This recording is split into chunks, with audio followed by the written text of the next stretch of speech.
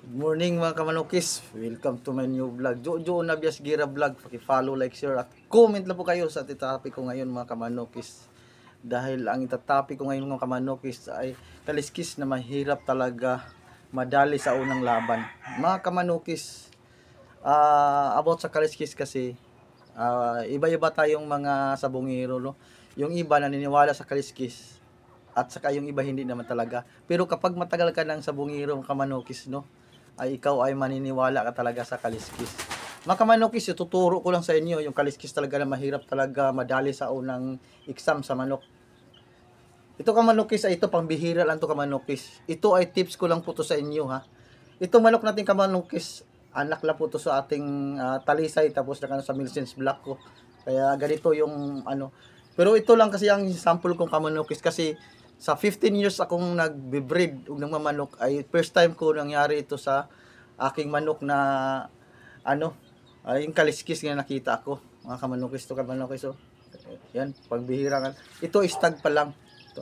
Kamanukis ang una kong pakita kayong kamanukis ito kamanukis ito ay tahid to kamanukis tahid di ba maliit pa yung ano tahid ito kamanukis ay ito kasi ay mayroon siyang naka ano na anim na nakapaligid ito ay anim nakapaligid tapos sa tapat ng tahid ay mayroon talaga siyang isa tawag na putukan o pitong bakod yun ang ano tapos ang nakaano to kamanukis ang nakaganda kasi dito mga kamanukis pati dito sa kabila kamanukis ay mayroon din siya ganon din yun ang kaliskisin niya.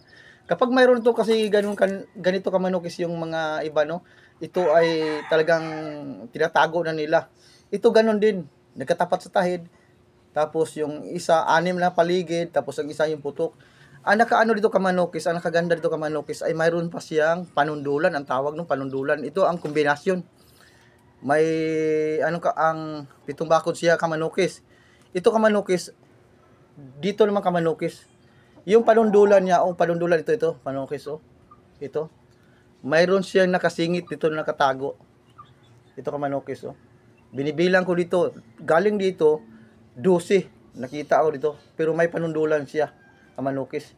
Nakatago dito sa panundulan. Ito ang napakahirap talaga ito, madali talaga kamanukis sa unang laban. Tapos dito kamanukis naman, ito ang kombinasyon. May manok kamanukis ito.